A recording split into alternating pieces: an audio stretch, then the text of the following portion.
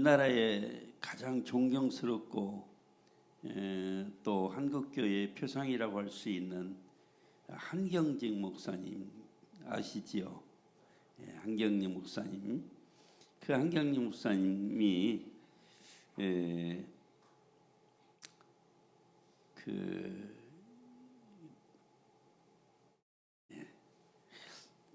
남한산성에 있는 그 수도원에서 노년을 보내셨어요. 그런데 이제 고마워요. 그런데 이제 많은 원로 목사님들이 이제 목사님을 예방도 하고 찾아뵙기도 하고 그런 일들이 이제 자주 있었던 것 같아요. 근데 한 번은 우리나라의 원로 되시는 그런 목사님들이 한경희 목사님을 방문을 해서 인사를 드리러 갔는데 이제 오면서 말씀을 나누고 오면서 목사님 저희들에게 이렇게 권면해 주시고 싶은 말씀이 있으면 한마디 해주세요라고 이제 아마 부탁을 드렸던가 봐요.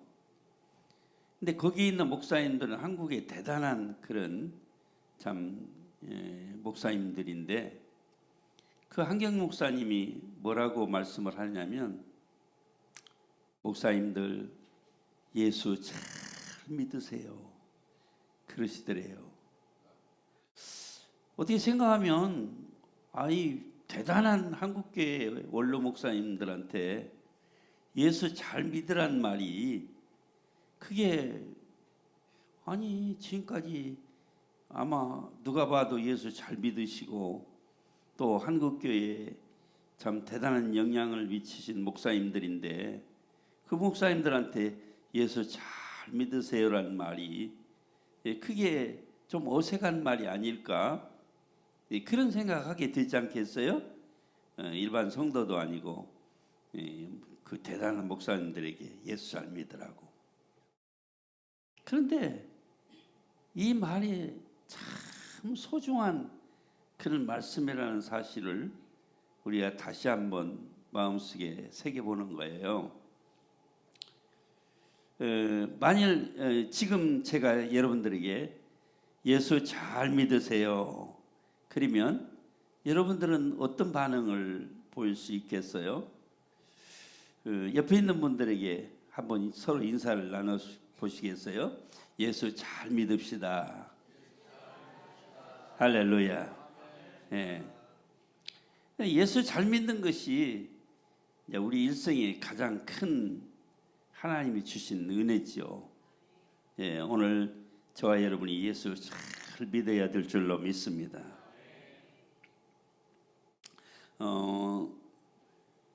엊그저께 금요일 날인데요. 우리 외손주 때는 지금 이제 이번에 대학 시험을 본 이예찬이인데요. 예찬이한테서 할아버지 저 합격했어요. 그러고는 이제 전화가 왔어요. 이게 무슨 말이냐 그러니까 이미 서강대는 합격증을 받아 놓았고 마지막 이제 연세대학교 발표를 앞에 두고 있는데 이미 발표를 했는데 이제 턱걸이 하고 있는 거예요. 뭐냐 그러면 대기번호 3번을 받아놓고 있는 거예요. 그러니까 다른 사람이 등록을 세 사람이 안 해야 자기가 이제 합격을 하는 거예요. 근데 이제 그 대기번호 3번에 있는 우리 예찬이가 합격 통지를 받은 거예요.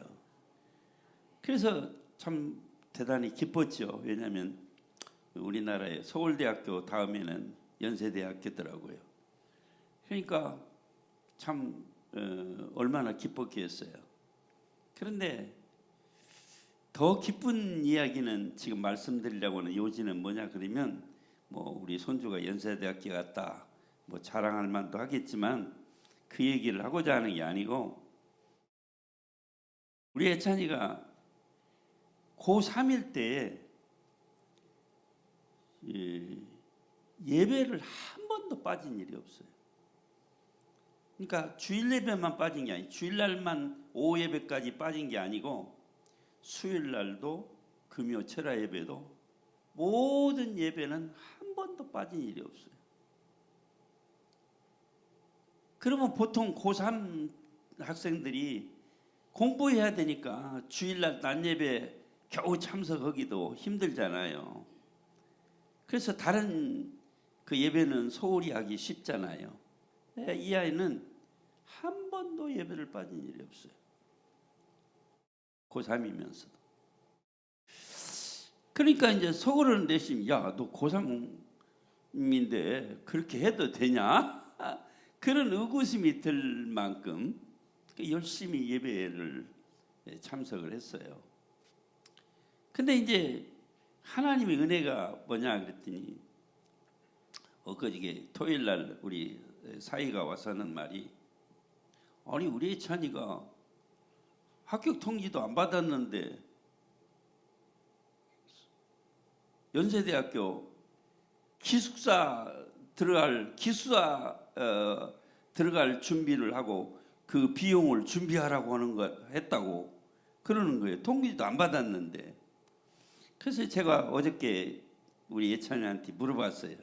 예찬아, 너 합격 통지도 안 받았는데 기숙사비 준비하라 소리를 어떻게 했어? 왜 했어? 그랬더니 자기가 하나님 앞에 기도했대요.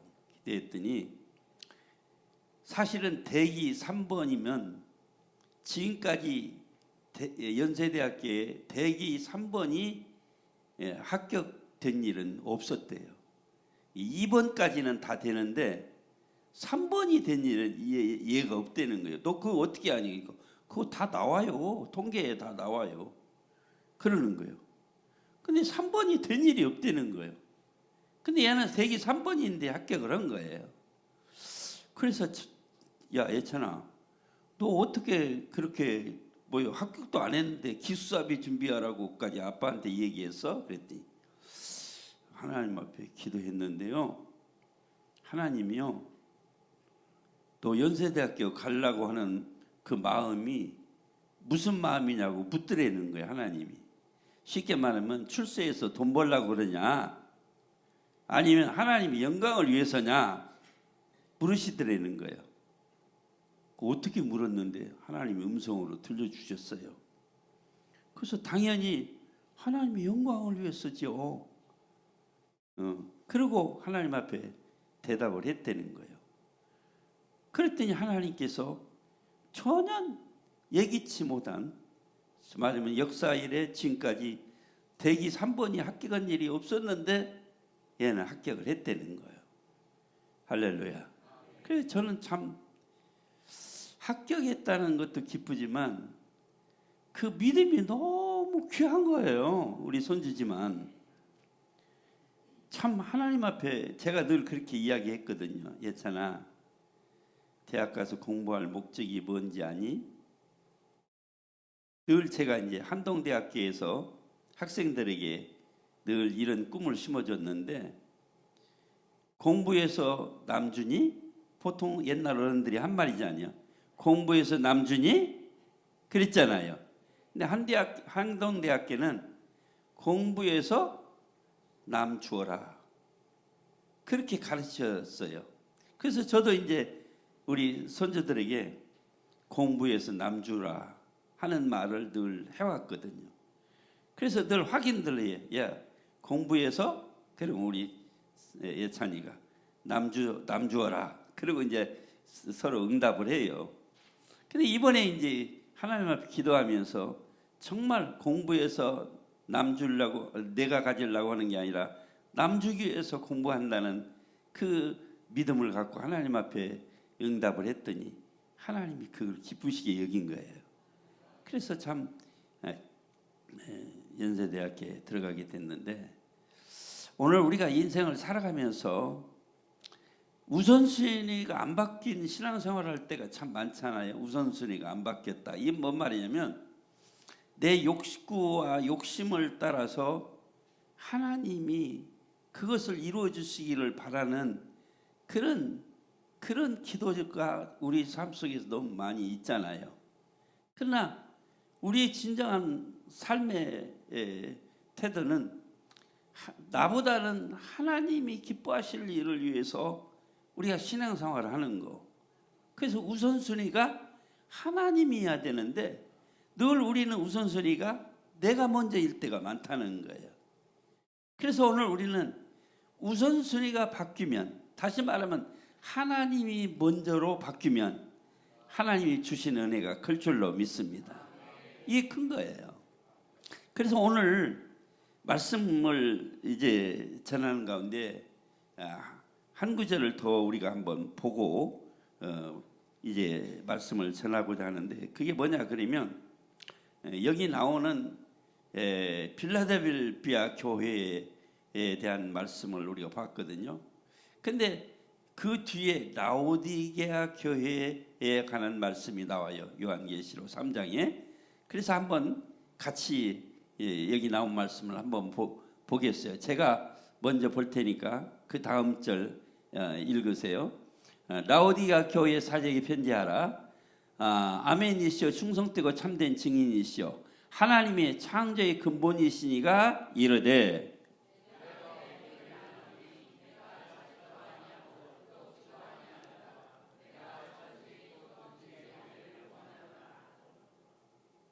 네, 16절, 내가 이같이 미지근하여 뜨겁지도 차갑지도 아니하니 내 입에서 너를 토하여 버리라.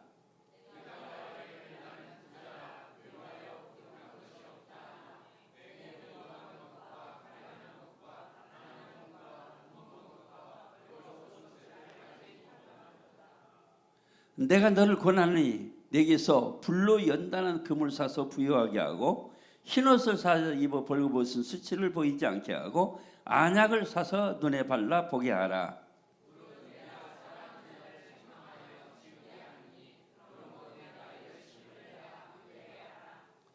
볼지어다 내가 문 밖에 서서 두드리노니 누구든지 내 음성을 듣고 문을 열면 내가 그에게로 들어가 그와 더불어 먹고 그는 나와 더불어 먹으리라.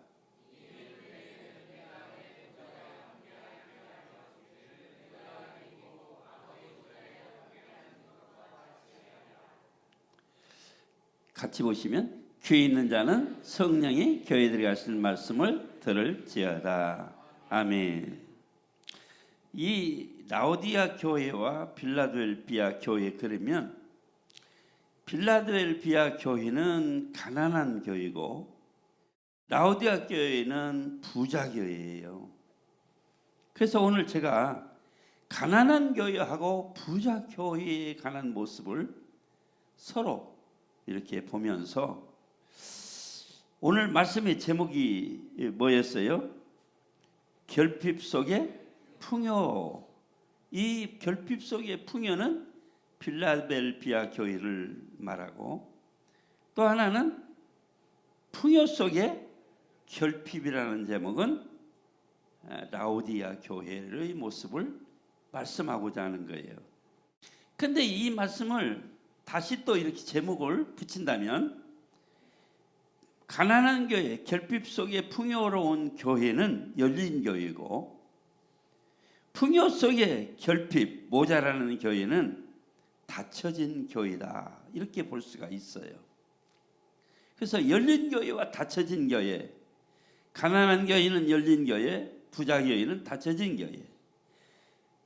가난한 교회는 결핍 속에 풍요로운 교회, 부자 교회는 풍요 속에 모자라는 교회. 이런 제목을 가지고 말씀을 드리고자 하는 거예요. 그래서 먼저 빌립보서의 4장 11절에 보면 이런 말씀이 있거든요. 내가 궁핍함으로 말하는 것이 아니라 어떤 형편이든지 자족하는 것을 배웠습니다. 나는 비천에 처할 줄도 알고 풍부에도 처할 줄도 압니다.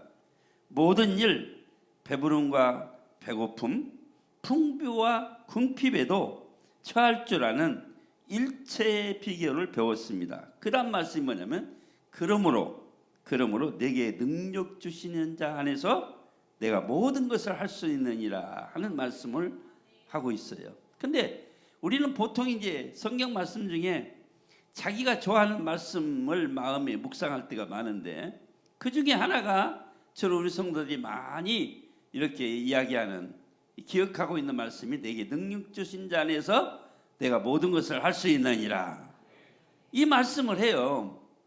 근데 우리가 이 말씀을 조금 더 음미했으면 좋겠어요.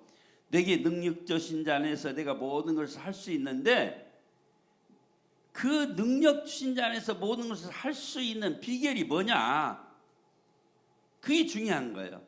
예수의 안에 있어서 예수의 능력까지만 내가 모든 것을 할 수 있다, 그렇게만 생각하면 이 말씀의 본 뜻을 우리가 왜곡하기가 쉬워요. 그 전에 있는 말씀을 음미해서 이 말씀을 생각해야 되는 거예요. 그 말씀이 무슨 말씀이냐면, 내가 궁핍밥으로 말하는 것이 아니라 어떤 형편이든지 자족하기를 배웠다. 나는 비천에 처할도 알고 풍부에 처할 줄도 압니다. 배부름과 배고픔과 풍부와 궁핍에도 일체의 비결을 배웠습니다. 그러면서 내게 능력주신 자에서 내가 모든 것을 할 수 있느니라 그러시거든요. 그러니까 내가 능력주신 자에서 모든 것을 할 수 있는 비결은 어떤 거냐면, 풍부할 때나 부족할 때나 가난할 때나 또 좀 풍요로울 때나 어떤 형편이든지 내가 족함을 누리는 그 자체가 능력 주신 자 안에서 내가 모든 걸 할 수 있는 그런 은혜를 맛본다는 거예요. 할렐루야. 그러니까 내가 예수 안에서 예수의 능력 가운데서 모든 걸 할 수 있는 힘과 능력은 어디서 나오느냐 그러면, 어떤 형편이든지 족함을 누릴 수 있는 은혜를 입었을 때에, 그래야 말하자면 예수 안에서 모든 것을 내가 할 수 있다, 그 말이거든요. 그러니까 예수 안에서 할 수 있는 능력이 어떤 형편이든지 족함을 누릴 수 있을 때에 가능하다, 그 말이에요. 그런 의미예요. 그래서 오늘 우리는 우리 인간이 살아가면서 풍부하고 좋을 때는 누가 못 살겠어요. 힘들고 어려울 때 살기 힘들잖아요. 그래서 오늘 결핍이라는 말을 썼어요. 모자람이라는 말을 썼는데, 우리가 모자라는 것이 더 많죠. 가지고 있는 것보다 안 가지고 있는 게 더 많아요. 그런데 우리가 은혜 입고 살아가는 믿음 안에서의 능력적인 안에서 모든 것을 할 수 있다는 그런 은혜를 맛보게 되면 어떤 것이냐면, 아까는 가진 것보다는 안 가진 것이 더 많은 것으로 생각하고 살아가면서 우리가 늘 부족하다 생각하는데, 예수 안에서 능력 있게 사는 우리의 삶의 비결은 뭐냐 그러면, 모자라는 것보다 가진 것이, 그 다음 뭐요? 잘 모르겠죠. 모자라는 것보다 가진 것이 더 많다. 나는 가진 것이 모자라는 것보다 더 많다. 그래서 너무 많이 가졌다. 나는 너무 풍부하다. 모자람이 없다. 그런 마음의 신앙 고백이 되어질 때에 자족할 수 있는, 족함을 누리는 은혜를 맛보게 되는 거예요. 할렐루야. 그래서 저는 요즘 이제 나이를 좀 먹고 은퇴를 하고 보니까 한 가지 내가 이렇게 손꼽아라고 세는 날이 있어요. 어느 날이겠어요? 내가 주님 앞에 가는 날이 몇 개 남았을까? 그걸 늘 세봐요. 그러면서 내 인생의 뒤를 돌아보면, 참 하나님이 너무 나에게 너무 많은 것을 주셨다. 그래서 나는 참 부족함이 없이 살았구나. 이런 생각을 하면서 너무너무 감사한 거예요. 그러면 여러분들이 생각할 때, 아이고 장 목사는 부자이기 때문에 그런 말 할까요? 저 그렇지 않았습니다. 이제 겨우 아파트 입주를 하긴 했지만, 내가 80평생 살아오는 동안 아파트 처음 들어가 보는데 그동안 연립 조그마한 데서 살았어요. 그리고 제가 살아오는 동안에 모든 생활용품은 거의 80%, 90%는 다 길에서 주워다 쓴 거예요. 이거 거짓말 아닙니다.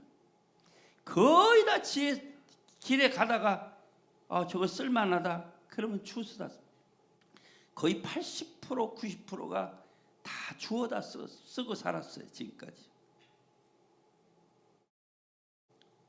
그러니까 내가 새 것으로 사서 살아본 적은 겨우 침대나 이런 건 남의 거 주워서 살 수 없잖아요. 침대나 이런 것은 사다 썼지만 거의 생활용품은 주방용품까지 거의 다 주워다 썼어요. 남 쓰던 것 썼어요.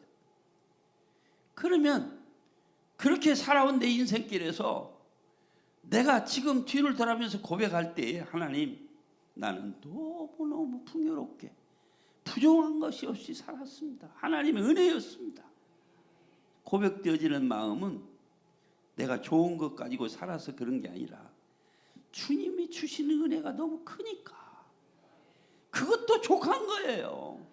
그것도 많은 거였어요.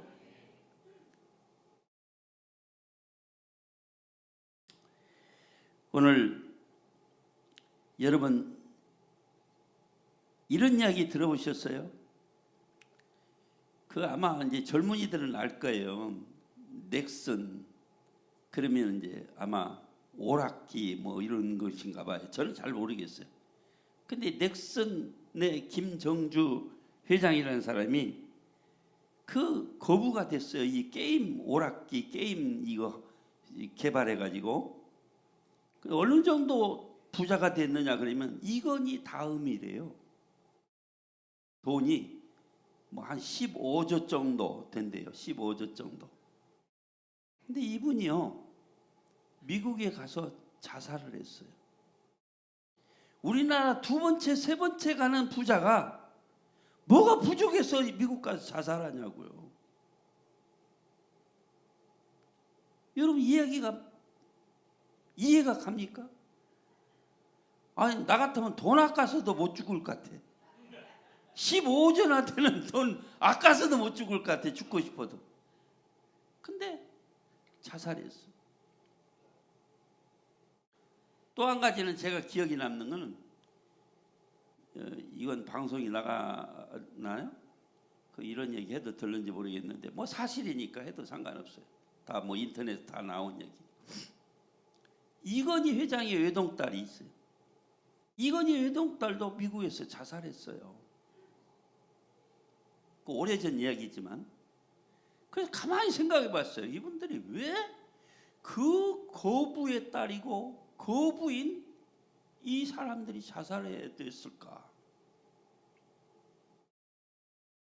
무엇 때문인지는 정확하게는 모르지만 내가 볼 때는 한 가지 부족해서 그랬다는 거예요. 다 가졌는데 한 가지가 부족했다는 거예요. 이건희 회장 딸이면 다 가진 거 아닙니까? 근데 한 가지가 부족했어. 정확한 얘기인지는 잘 모르겠지만 일설에 의하면 그 딸은 남자의 마음을 사지 못해서 그랬다는 거예요. 김영두 회장은 친구의 마음을 사지 못해서 그랬다는 거예요. 그러니까 다 가졌어도 한 가지 부족한 것이 내게 그만치 크게 다가오는 이유는 뭘까요? 에덴 동산에서 아담과 하와에게 다 주셨는데 한 가지 부족한 것 때문에 하나님을 대적한 거예요. 마찬가지로 인간이 살아가는데도 우리는 다 가지고 한 가지 부족한 것은 별것이 안 같지만 나는 왜 다 가졌는데 이 한 가지만 못 가지냐는 이 결핍이 절망으로 몰아넣는 거예요. 그래서 처음부터 가난하고 없이 산 사람은요 한 가지만 얻으면 너무너무 좋아서 어쩔 줄 몰라요. 없는 중에 한 가지 얻은 것이 얼마나 크게 기쁨이 돼요. 나는 이것도 가질 수 있었네. 그런 마음이 나를 풍요롭게 하고 부유케 하는 줄로 믿습니다. 이것이 신앙의 비결이에요. 그러니까 오늘 우리가 이 말씀 가운데서 보는 게 풍요 속의 빈곤이라는 라오디아 교회의 모습, 닫혀진 문의 이 교회의 모습을 우리가 보는 거예요. 제가 저 뒤에 시계가 잘 안 보여가지고 우리 집사람 어디 있어? 어디 있어요? 이따 이렇게 좀 시간이 오버되는 것 같으면 손을 잠깐 들어줘요. 장로님들 들으라면 못 들으실 것 같아. 시간 오버됐으니까 들으라면. 우리 집사람은 용감하게 잘 들어요. 예, 요한계시록에 이 사도 요한이 밤모섬에서 왜 밤모섬이 아니면 도미티안 황제, 로마의 황제 때 그 핍박 때문에 그 밤모섬이라는 곳에 유배를 갔잖아요. 유배 갔다 하나님이 보여주시는 것을 보게 되었어요. 내가 보는 것을 7교회에 보내라 하는 말씀을 1장 11절에 보게 돼요. 요한계시록. 그러니까 하나님이 이 요한계시록을 쭉 보면 내가 보니 그런 말씀으로 요한계시록이 전개돼요. 그러니까 누가 본 것이에요? 사도 요한이 본 거예요. 그런데 이 7교회는 에베소 교회, 서문학 교회, 보가목 교회, 두아드라 교회, 사대 교회, 빌라델 교회, 라오디아 교회. 그런데 이 7교회는 그 에게해라고 있어요. 에게해. 그 바다죠. 그 에게해를 쪽으로 그쪽으로 치우친 7교회인데 지금으로 말하면 옛날에는 터키죠. 지금은 투르키예라고 하나요? 그곳이에요.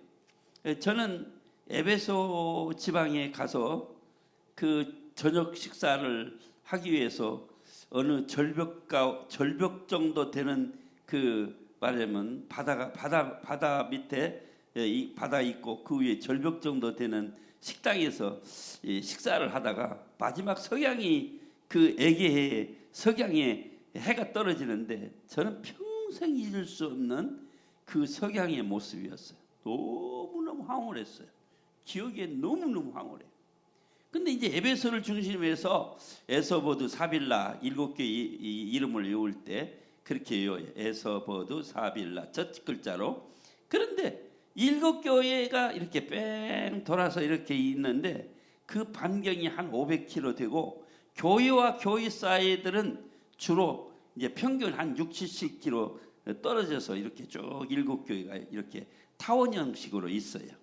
그렇게 이제 되어 있는 교회 중에 오늘 라오디아 교회와 그 다음에 빌라델비아 교회 두 교회의 모습을 보게 되는데, 근데 7교회의 모습을 보면 칭찬 듣는 교회가 있고 책망 듣는 교회가 있고 책망만 받는 교회가 있는데, 칭찬 듣는 교회는 무슨 교회였죠? 무슨 교회? 서머나 교회, 빌라델비아 교회. 그 다음에 아주 책망만 받은 교회 중에 하나 있는데 그게 무슨 교회일 것 같아요? 라오디아 교회, 당연히 라오디아 교회예요. 그래서 이 오늘 두 교회의 상반된 모습을 우리가 보게 되는 거죠. 오늘 풍요 속에 빈곤한 이 닫혀진 교회 라오디아 교회는 현대 교회와 비교해서 생각할 수 있는 교회예요. 지금 우리가 섬기는 교회들과 비교해서 생각할 수 있는 교회 중에 하나가 라오디아 교회라 이렇게 생각이 되어지는 거예요. 왜냐하면 라오디아 교회가 책망만 받은 교회, 부자 교회지만 책망만 받은 교회라고 한다면 오늘 우리가 처해 있는 현대 교회 모습도 그런 모습을 닮아가지 않을까 하는 우려가 있는 거예요. 당연히. 그래서 오늘 우리가 이런 말씀 보게 되죠. 20절에 보면 20절 띄울 수 있나요? 20절. 네. 3장 20절. 찾을 수 있어요? 있나요? 없나요? 네. 3장 20절을 성경으로 찾아도 좋고요. 한번 볼까요? 볼지어다 내가 문 밖에 서서 두드리노니 누구든지 내 음성을 듣고 문을 열면 내가 그 얘기로 들어가 그와 더불어 먹고 그는 나와 더불어 먹으리라 하는 말씀이 있어요. 근데 여기 보면 문 밖에 서서 두드리는 게 누가 두드릴까요? 예수님이 두드리는 거예요. 문 밖에 서서 예수님이 두드려요. 왜 문을 두드려요? 문을 열라고 두드리겠죠. 그러면 이 문은 무슨 문이에요? 열려진 문이에요? 닫혀진 문이에요? 닫혀진 문이에요. 교회 문이 닫혀졌다는 거예요. 그런 의미로 생각할 수 있어요. 그래서 문을 열으라는 거예요. 예? 그래서 오늘 이 말씀 보면서 닫혀진 그런 문인 교회의 모습이 어떤 거예요? 쉽게 말하면 이런 거예요. 우리가 지금 예배 드리고 있어요. 예, 우리 베들교회를 그렇게 비유해서는 안 되겠지만은, 그런데 예수님은 밖에서 문을 열라고 두드리고 계시는 거예요. 그럼 왜 그럴까요? 안에는 예수님이 계신다는 거예요? 안 계신다는 거예요? 어디 계시는 거예요? 문 밖에 계신다는 거예요. 이것이 현대교회의 모습이라는 거예요. 그래서 현대교회의 모습은 성도, 교인들은 많은데 성도가 없는 교회. 무슨 말인지 이해가 가세요? 교인은 많은데 성도가 없는 교회라는 거예요. 그래서 예수님은 쫓겨났어. 그래서 문 밖에서 야, 너희들만 먹고 마시지 말고 문 좀 열어다오. 나와 함께 더불어 먹고 마시자. 그러시는 거예요. 이게 라오디아 교회의 모습이에요. 왜 그럴까요? 풍요롭다 보니까 예수님 생각하는 건 다 잊어버린 거예요. 오늘 예배 시간에 주님이 오셔서 함께 임재하옵소서. 이 자리에 함께 하옵소서. 이런 기도가 끊어진 교회지요. 주님의 영광을 받으시옵소서. 이런 기도가 끊어진 교회예요. 그래서 우리끼리만 좋아하고, 쉽게 말하면 그냥 가진 모든 것 다 갖추어 놓고 파티 벌리는 예배. 이것이 현대교회의 모습이라는 사실을 말씀하고 있는 거예요. 그래서 오늘 이런 모습을 우리가 보면서요, 정말 우리가 각성하고 배워야 할 것은, 저는 우리 베들교회 성도들을 참 존경해요. 참 열심히 나와서, 참 베들교회만큼 기도 열심히 하는 교회도 없는 것 같아요. 제가 듣기로는 매일 기도가 끊어지지 않는 교회. 정말 수가 많고 적음에 있는 것이 아니라 정말 하나님의 성도된 성도들이 주님을 기쁘시게 하고 예배하는 교회, 이 교회가 정말 귀한 교회인 줄로 믿습니다. 그래서 오늘 우리는 지금 이 라오디아 교회를 향해서 주님이 말씀하는 거예요. 너희가 지금 어떤 가운데 있느냐면 17절에 보면 이런 말씀이 있거든요. 나는 부자라 부유하여 부족한 것이 없다. 라오디아 교회는 우리가 부유해서 부족한 것이 없다고 자신이 자신들을 향해서 위로하는 거예요. 그런데 주님은 뭐라고 말씀합니까? 주님은 뭐라고 말씀하냐면 너희가 뜨겁든지 차갑든지 하라. 응? 그래서 너희가 뜨겁지도 차갑지도 아니하므로 내 입에서 너희를 토하여 내리라 그랬잖아요. 그러므로 뜨겁든지 차갑든지 하라고 말씀하는 거예요. 왜 이 말씀을 왜 하느냐? 그러면 라오디아 지방에 보면 어떤 게 있느냐? 그러면 라오디아 교회 지방은 한 10km 떨어진 정도의 히에라볼리라는 게가 있어요. 저도 이제 그곳에 가봤습니다만은 거기는 온천지이에요. 뜨거운 온천물이 수천 년째 지금도 가면 계속 온천물이 흐르고 있어요. 그래서 거기 관광에 터키 가면 명소인데 그것이 이제 점점점 석회석이 이렇게 막 흘러 넘치다 보니까 뭐처럼 이렇게 칸칸이 밑으로 무슨 논처럼 시골에 가면 이렇게 층층으로 된 논처럼 그렇게 이제 온천물이 딱 이렇게 있어요. 너무는 못 있어요. 그런데 그 물이 흐르고 흘러서 몇 킬로 흘러가? 라오디아 지방까지 10킬로 흘러가는 거예요. 그런데 이 라오디아 지방은 물이 귀해요. 그런데 라오디아 지방은 나는 부유하여 부족한 게 없다는 말이 왜 그런 말을 하게 되냐면 거기는 금융업이 발달되어 있어요. 그 다음에 양모가 발달돼서 좋은 옷을 입을 수가 있어요. 또 거기는 의료약, 안약이 유명한 곳이에요. 고약이었지. 옛날 말하면 고약. 그래서 거기는 의과대학도 있어요. 그래서 부유한 도시예요. 그런데 물이 나빠요. 그래서 그 물이 온천물에서 흘러서 한 10km 흘러오죠.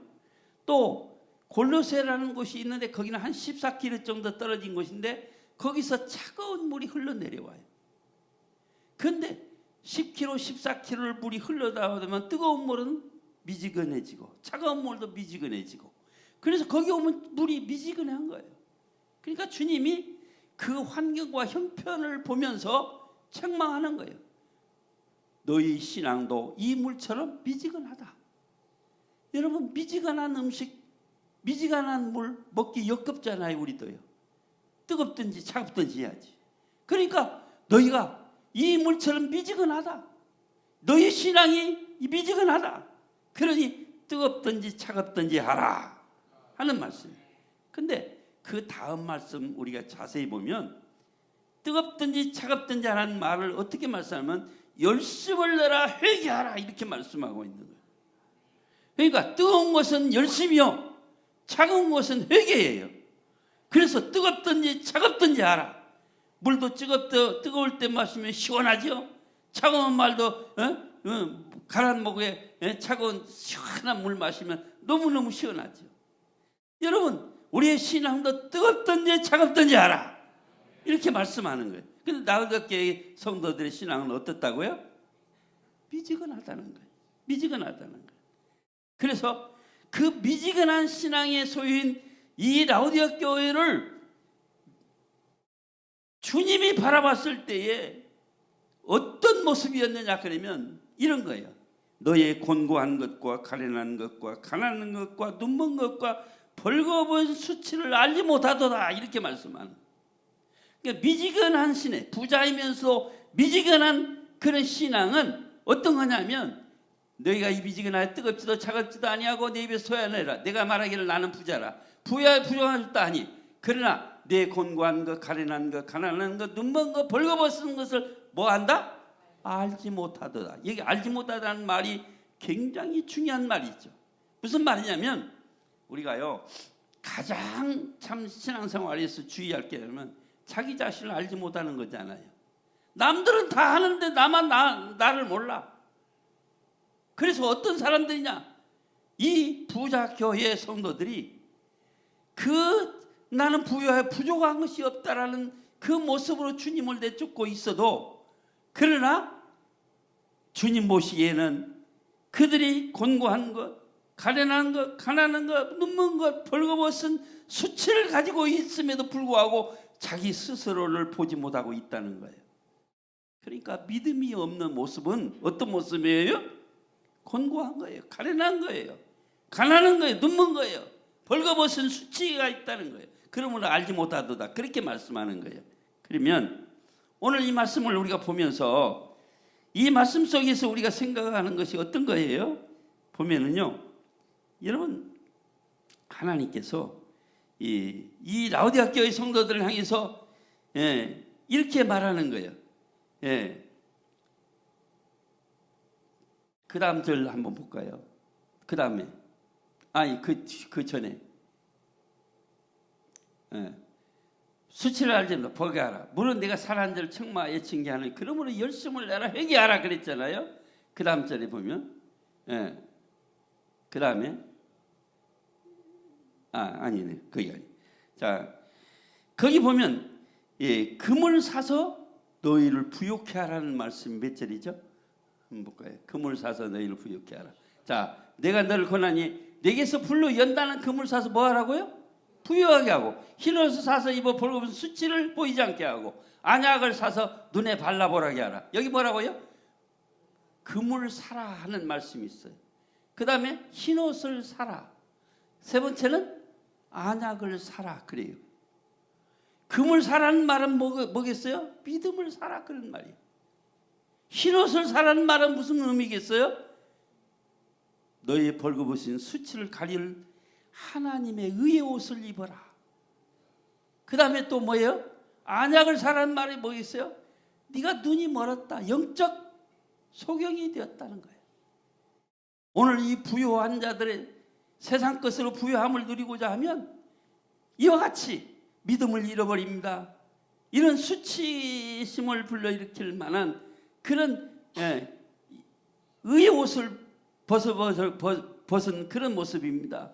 그 다음에 영적 소경이 되어서 그렇다는 거예요. 그런데 하나님이 참 기가 막힌 것은 금을 사라는 말은 그 라우디게 교회는 뭐가 발달했다? 금융학이 발달했어. 돈이 많다 그랬어. 금이 많아. 근데 오히려 그 금 때문에 믿음은 가난하다는 거예요. 그러니까 금을 사라, 믿음을 사라 그런 말이에요. 그 다음에 너희 벌거벗은 수치를 가리우도록 의의 옷을 입으라는 거예요. 세상 모든 양모가 발달해서 좋은 그런 옷은 입고 있을지언정 너희의 속은 수치스럽다는 거예요. 세 번째로 안약을 사라. 안약이 발전해서 눈 고치는 그 약으로 부자가 되었지만 영적 소경이 되었으니 안약을 사서 눈에 바르라. 여러분, 오늘 우리의 부족한 것을 결핍을 풍요롭게 할 수 있는 은혜가 어떤 거겠어요? 금을 사는 거예요. 어떤 것? 믿음의 금을 사는 거예요. 세 번째는 의의 옷을 입는 거예요. 흰 옷을 입는 거예요. 할렐루야. 그 다음에 뭐예요? 안약을 사서 바로 영적 눈을 뜨는 거예요. 이런 은혜를 입어야 될 줄로 믿습니다. 그래서 오늘 우리는 이런 은혜 속에서 라오디가 교회가 이제는 회개하고 그래서 열심을 내는 교회가 돼야 되는데 이 부요 때문에 오늘 이들이 잃어버린 것이 너무 많다는 거예요. 결론의 말씀을 돌아가서 보면 결핍 속에 부유로운 교회가 빌라델 교회 아닙니까? 다윗의 열쇠를 가지시니 열면 닫을 사람이 없고 닫으면 열 사람이 없는 주님이 말씀하십니다. 네 앞에 열릴 문을 두었을 때 능히 닫을 사람이 없으리라. 여기 열릴 문은 어떤 문일까요? 여러분, 오늘 우리가 영적 소경이 되지 아니하고 믿음의 부요함이 있으면 영의 눈을 떠서 보게 되는데 하늘나라를 보게 될 줄로 믿습니다. 하늘나라를 보게 됩니다. 뿐만 아니라 그 열릴 문을 통해서 하나님 복음의 놀라운 능력이 나타나게 되는 거예요. 그러므로 오늘 닫혀진 교회는 세상 사람들이 들을 수 없는 교회예요. 그러나 열린 교회는 세상 사람들이 들을 수 있는 교회인데 여러분 한번 생각해 보세요. 닫혀진 교회는 세상 사람이 왜 못 들어와요? 니나 내나 피장 파장이니 내가 들어갈 필요가 없다는 거죠. 그러나 열려져 있는 교회, 여기는 복음의 놀라운 능력이 있고 하나님의 사랑이 있고 하나님의 복음의 역사가 있으므로 세상에서 길을 잃고 방황하는 영혼들이 내 살 곳이 어딜까 하고 찾다가 들어올 수 있는 교회, 열려진 교회예요. 할렐루야. 그래서 네가 적은 능력을 가지고 내 이름을 배반치 아니하였다. 너는 인내의 말씀을 지킴으로 내가 너를 지켜 시험의 때를 면케하리라. 오늘 여러분 적어도 주의 이름을 힘들고 어렵고 가진 것이 적고 모자라는 것이 많지만 주의 이름 말해서 정말 우리가 주의 말씀을 잘 지킬 수 있는 능력이 있는 성도, 또 하나님의 나라가 임하기를 간절히 사모하는 가운데 세상 속에서 끝까지 참고 기다리면서 주님의 오심을 기다림으로 우리의 신앙의 정절을 지켜나갈 수 있는 그런 성도, 이 성도는 하나님이 시험의 때를 면케하리라, 어려움 속에 또 지켜주리라, 그런 말씀이에요. 마지막 결론을 맺겠습니다. 그 부산의 영도에 있는 그 땅끝교회라는 교회, 지금은 영락교회 그 김은성 목사님이 심호하던 교회인데요. 한 번은 성도들을 데리고 전주에 있는 안디옥 교회를 방문을 했답니다. 근데 그 교회는 어떤 교회냐면 일명 깡통교회, 깡통교회. 교회를 그 군인 막사이 뭐라고 그러죠? 뭔 막사라고 그러죠? 뭐라 이름이 생각나. 그 군인 막사처럼 생긴 그런 교회당이었어요. 그러면 그 교회가 성도가 없고 돈이 없어서 그런 교회냐? 아니요. 교인은 3천여 명이나 되는 교회예요. 근데 군인 막사와 같은 그런 깡통교회로 지어진 교회예요. 여름이면 찜통이죠. 겨울에는 춥죠. 근데 그 교회는 선교를 위해서 그 교회 짓는 것을 미루고 깡통교회예요. 근데 그 교회에서 그 찜통 속에서 그 추위 속에서 예배드리는 성도도 대단하죠. 그래서 그 교회를 가서 교인들에게 보여줬대요. 두 번째는 저 광주에 있는 어느 교회라고는 말씀 안 하시더라고요. 아주 교회당을 기가 막히게 잘된 교회를 방문을 했대요. 거기에는 현대식으로 모든 것이 잘 갖춰진 교회들. 그리고 돌아와서 물었대요, 성도들에게. 여러분은 교회를 간다면 어느 교회를 가겠습니까? 깡통교회를 가겠습니까? 아니면 아주 잘 지어진 현대교회 그런 교회를 가겠습니까? 그랬더니 깡통교회 간다는 사람이 없더래요. 그것이 우리의 현주소의 모습이에요. 힘들고 어렵고 그러면 다 피하려고죠. 오늘 베들기의 성도 여러분, 힘들고 어려울 때 손을 붙잡고 함께 위로하고 격려하면서 주님 오실 날 우리가 주 앞에 섰을 때에 그래도 주님, 내가 힘들고 어려웠지만 믿음을 잘 지키기 위해서 나름대로는 애를 썼습니다. 그리고 끝까지 참고 기다렸습니다. 주님, 나 아시죠? 그럴 수 있는 모습, 할렐루야. 이런 모습이 된다면 정말 우리 베들기 성도들은 어쩌면 이랬으면 좋지 않겠어요?